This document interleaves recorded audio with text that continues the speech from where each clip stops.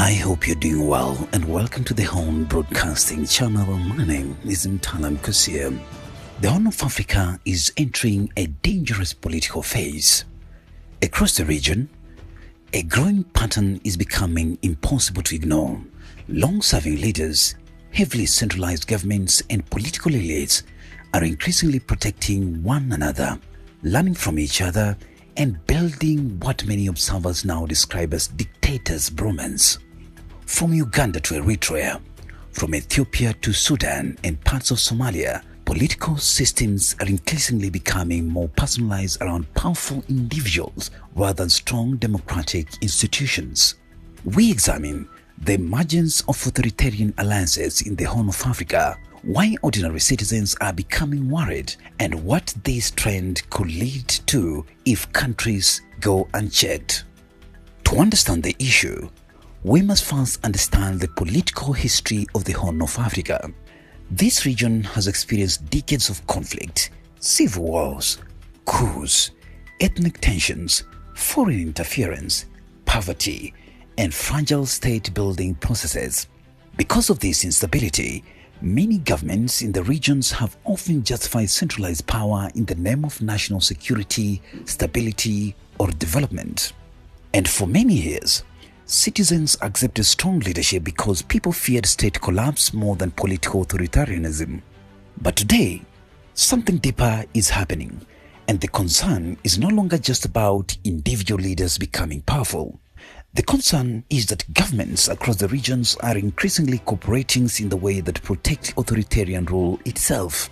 We are now seeing leaders publicly defending one another against criticism, sharing security strategies, suppressing opposition movements, restricting media freedoms, and prioritizing regime survival over democratic reforms.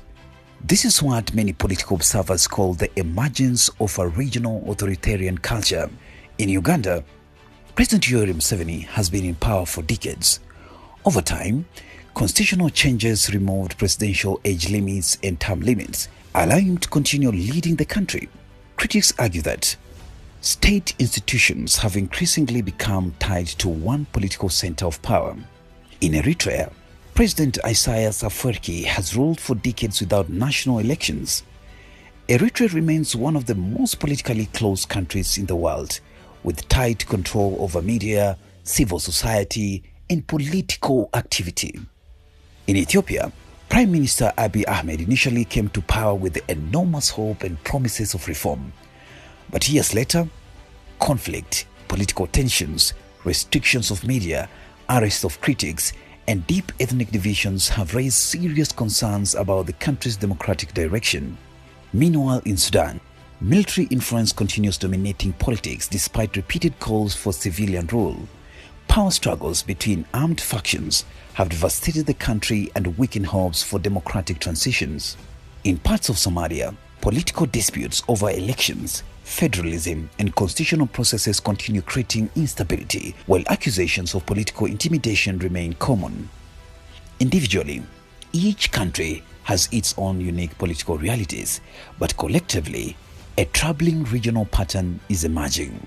Leaders are increasingly learning from one another how to maintain power longer. When protests emerge in one country, neighboring governments observe carefully. When media restrictions are introduced in another country, similar tactics begin appearing elsewhere. When constitutions are amended to extend political rule, other leaders take notes. And when international criticism arises, regional leaders often defend one another under the language of sovereignty and anti-foreign interference. This creates a dangerous political environment when accountability becomes weaker across the entire region. One major danger is the weakening of democratic institutions. In healthy democracies, institutions are stronger than individuals. Courts remain independent. Electoral commissions function fairly. Parliament can challenge executive power. Journalists investigate corruption freely. But in many parts of the Horn of Africa today, institutions are becoming increasingly personalized around ruling elites. This creates short-term political control but long-term instability. Why am I saying this? Because systems built around individuals eventually face succession crises. When power institutions centralize for too long, institutions weaken. Younger generations become frustrated. Opposition voices feel excluded. Political competition disappears. Eventually, tensions build beneath surface. And when change finally comes, it often comes suddenly and chaotically. The Horn of Africa has already experienced this cycle many times before. Another major danger is militarization of politics. Across the region, governments increasingly rely on security forces not only for national defense but also for political survival. Opposition protests become security threats. Journalists become targets of surveillance. Activists are accused of destabilizing the state. This creates fear within society. Citizens begin censoring themselves. Independent media weakens. Political debate disappears. And once societies lose their ability to discuss problems openly, national frustrations begin accumulating silently. One of the most worrying trends today is the growing normalization of political repression. Many young people in the region are growing up believing that it is normal for government to arrest critics, restrict demonstrations, intimidate journalists, or shut down internet access during political crises. This normalization is extremely dangerous because societies gradually stop recognizing the differences between security and authoritarianism. Another issue is regional political protection. Historically, African regional organizations often emphasize solidarity among leaders. While this was originally intended to protect sovereignty and regional unity, critics argue that it sometimes discourages strong action against authoritarian excesses. As a result, governments accused of suppressing democratic freedoms may still receive political backing from neighboring allies. This creates a culture of impunity. And perhaps the greatest danger of all is the growing frustration among young people. The Horn of Africa has one of the youngest populations in the world. Millions of young people face unemployment, economic hardship, rising living costs, and limited political participation. At the same time, they see leaders remaining in power for decades while opportunities remain limited. This combination creates a potentially explosive situation. Young populations without economic opportunity and political voice often become vulnerable to radicalization, unrest, migration crises, or violent political movements. We are already witnessing increasing migration from parts of the Horn of Africa as young people lose hope in local political and economic systems. If regional authoritarianism continues expanding unchecked, the region risks producing a generation that no longer believes peaceful democratic participation can bring change, and that will be extremely dangerous for long-term stability. Another major concern is economic governance. Authoritarian systems often centralize economic power around politically connected elites. Corruption becomes harder to investigate because institutions lack independence. Large government contracts may benefit politically loyal networks rather than national development priorities.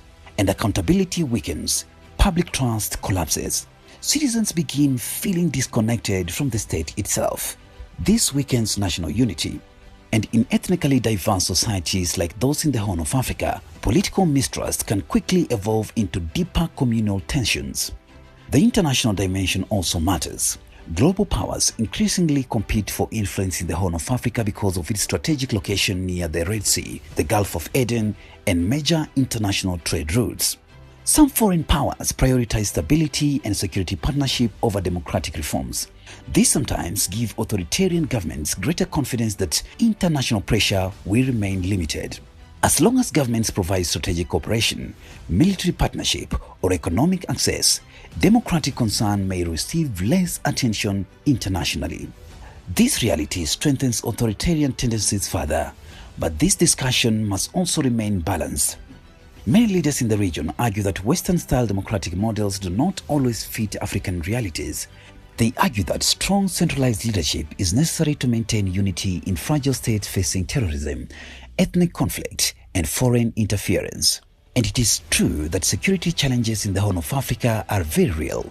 History repeatedly shows that sustainable stability cannot rely only on force. Fear can control society temporarily, but long-term national stability requires legitimacy, accountability, economic inclusion, and public trust.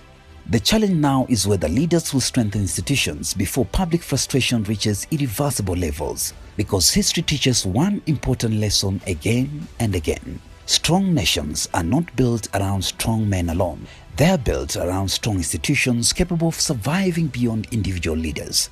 If you've got any contribution, any comment, or how to grow this conversation, please do so in the comment section. My name is Mtalam Kosia, and this is the Horn Broadcasting Channel.